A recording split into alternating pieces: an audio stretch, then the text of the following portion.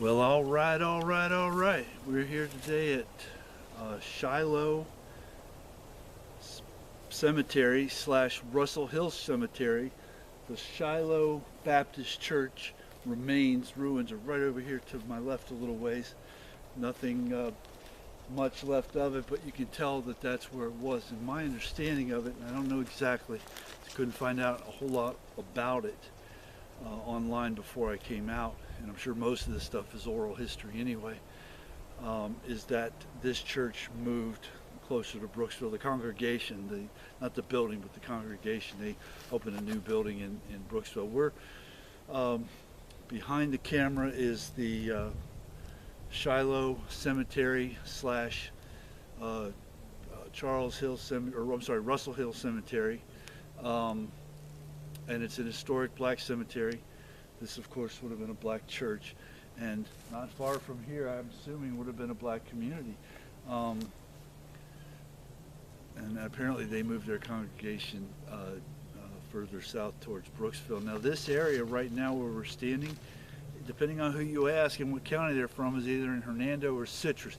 My understanding from the map lines was that this is in Citrus County, but just barely. But sources in Hernando claim this for their own.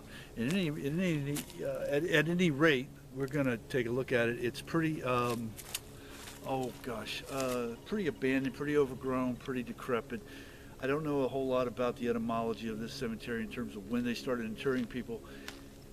It's enormous in scope. I mean, there's a huge area, but I'm assuming there's a lot of bodies in here that are not marked, or maybe were marked in wood back in the day, so someone knew, not to bury someone on top of this person or dig up those bones or whatever. But there's only, what would you say, babe, 20, 25 at the most, yeah, headstones, stones of any kind to mark a grave.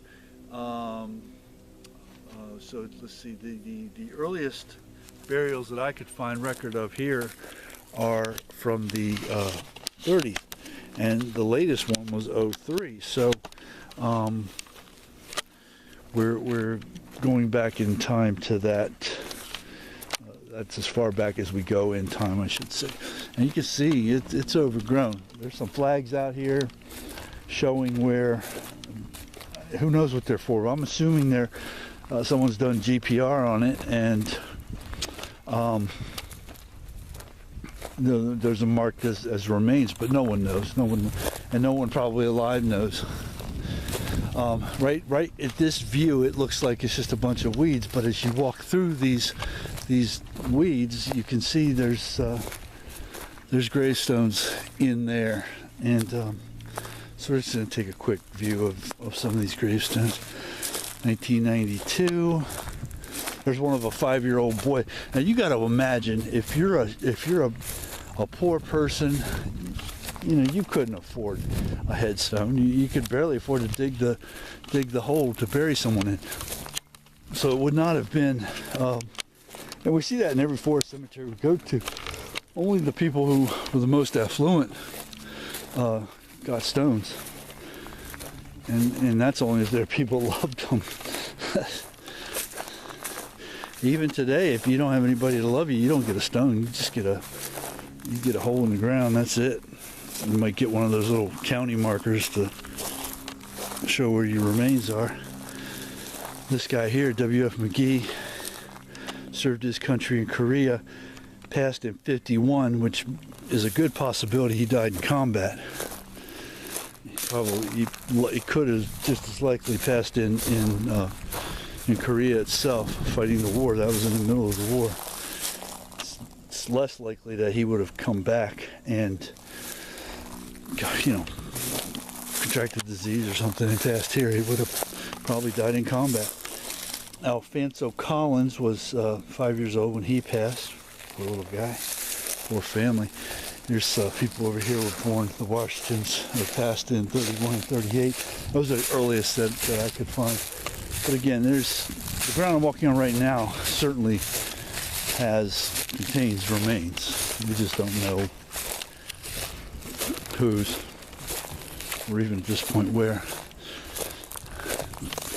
This appears to be the affluent section of of the ground right up here. There's a lot of stones close together. These people must have been part of the same family, and they must have been very successful to be able to afford all this.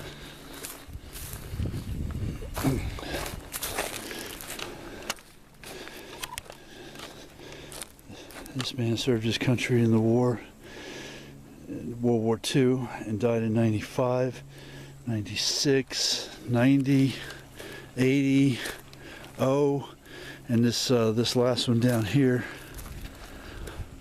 is 03, and that's the latest one I could find.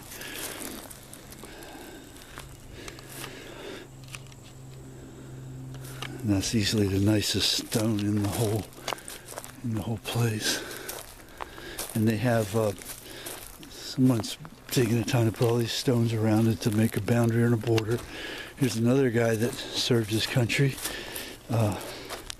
Vietnam, died in 69. He probably died in combat too.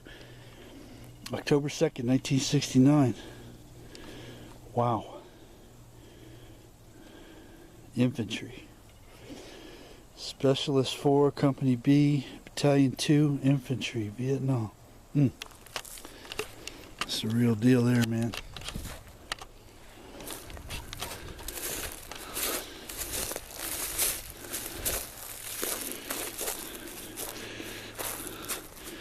(1982).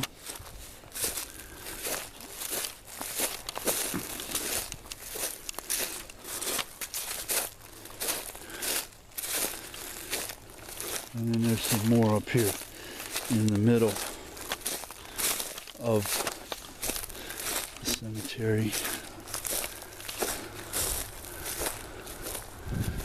Oh yeah, this didn't have a date on it, but it says Rogers. And that says Amos Rogers, no dates. So let's see, 1938,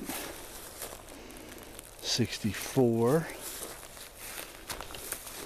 76,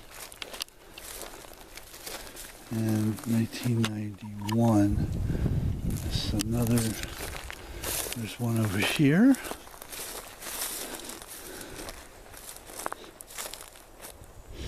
'77, Freddie Lee Krellis, maybe, if I'm pronouncing that correctly.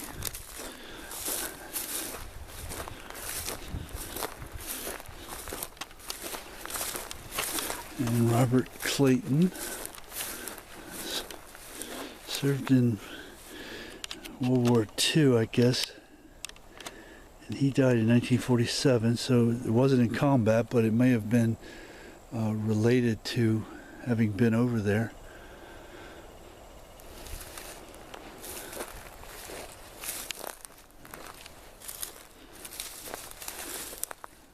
(1950).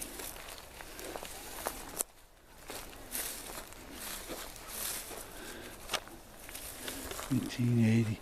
So that's it for the known burials here at Shiloh Cemetery / Russell Hill Cemetery, an old historic black cemetery. It's pretty cool now that you look at it. When you're standing here on the ground, it actually is a hill. Of course, that's why they call it Russell Hill, but it's kind of neat. I mean, it's not the highest promontory in this part of the state or anything, but it's still a hill. It's a rise. It's pretty cool.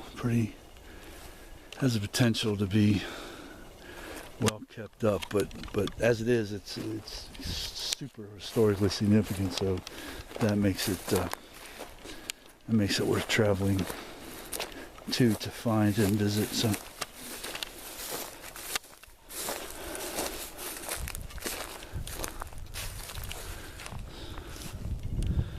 that's it. We're gonna head out of here now.